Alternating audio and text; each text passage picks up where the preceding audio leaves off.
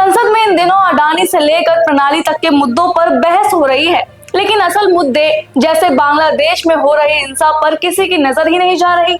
कांग्रेस अडानी पर चर्चा चाहती है, सपा संबल हिंसा पर बहस मांग कर रही है, आम आदमी पार्टी प्रणाली जलाने के मुद्दे पर जोर दे रही है और टीएमसी कांग्रेस की बैठक से नाराज है। इन सबके बीच केवल मायावती ने बांग्लादेश में हिंदुओं के खिलाफ हो रही हिंसा पर सरकार से जवाब देने की मांग की है। अब सवाल ये है कि क्या इन सभी पार्टियों को असली मुद्दे पर बात करने का वक्त मिलेगा या ये सिर्फ अपनी अपनी राजनीति चमकाने में लगे रहेंगे।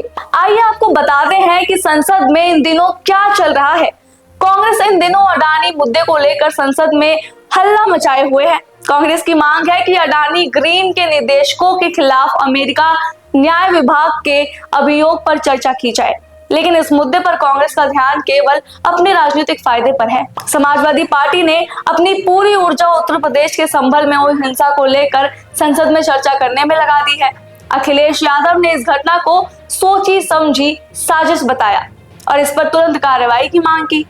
इसके अलावा आम आदमी पार्टी भी अपनी पसंदीदा मुद्दे पर चर्चा करने में व्यस्त है, वह है प्रणाली चलाने का मुद्दा। राघव चड्ढा ने कहा कि किसान अपनी मर्जी से प्रणाली नहीं चलाते, यह उनकी मजबूरी है। लेकिन क्या आम आदमी पार्टी को यह नहीं समझना चाहिए कि वायु प्रदूषण के अलावा देश में कई और समस्याएं हैं जिन पर तत्काल ध्यान देने की आवश्यकता है। अब बात करते हैं टीएमसी की, जो कांग्रेस के अडानी मुद्दे पर साथ खड़ी ही नहीं हो रही है। टीएमसी ने साफ कर दिया है कि वो कांग्रेस के साथ किसी भी विवाद को और बढ़ावा नहीं देंगे। इसका मतलब ये है कि टीएमसी अपनी राजनीति के लिए कोई भी मुद्दा छोड़ने को तैयार नहीं है। लेकिन इन सब के बीच मायावती ने देश की जनता का असली मुद्दों पर ध्यान केंद्रित किया है। बहुजन समाज पार्टी की प्रमुख मायावती ने बांग्लादेश में हिंदुओं पर हो रही हिंसा को लेकर अपनी चिंता जाहिर की है और सरकार से इस पर तुरंत एक बयान देने की अपील की है। उन्होंने मंगलवार को सोशल मीडिया प्लेटफॉर्म एक्स पर पोस्ट करते हुए कहा है कि बांग्लादेश में हाल ही में हुए तख्तापलट के बाद से वहां हिंदू समुदाय के खिलाफ हिंसा और अन्य जुल्म बढ़ गए हैं, जो बेहद चिंताजनक है। बांग्लादेश में हिंदू समुदाय की आबादी लगभग 8% है और वहां के 50 जिलों में हिंदुओं पर 200 से अधिक हमले हो चुके हैं।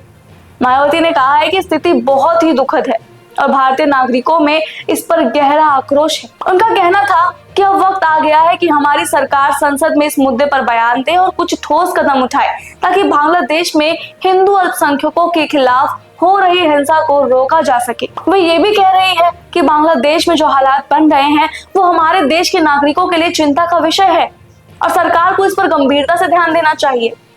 मायावती का कहना साफ है कि यह समय है जब भारत सरकार को अंतर्राष्ट्रीय स्तर पर इस मुद्दे पर अपनी आवाज उठानी चाहिए और बांग्लादेश सरकार पर दबाव बनाना चाहिए कि वहां के हिंदू समुदाय को सुरक्षा प्रदान की जाए। यानी यह सिर्फ एक अंतर्राष्ट्रीय मुद्दा नहीं है बल्कि एक अंतर्राष्ट्रीय मामला बन चुका है और भारत सरकार से उम्मीद की जा रही है कि वह बांग्लादेश में हो रही इस हिंसा के खिलाफ कड़ी कार्रवाई करेगी।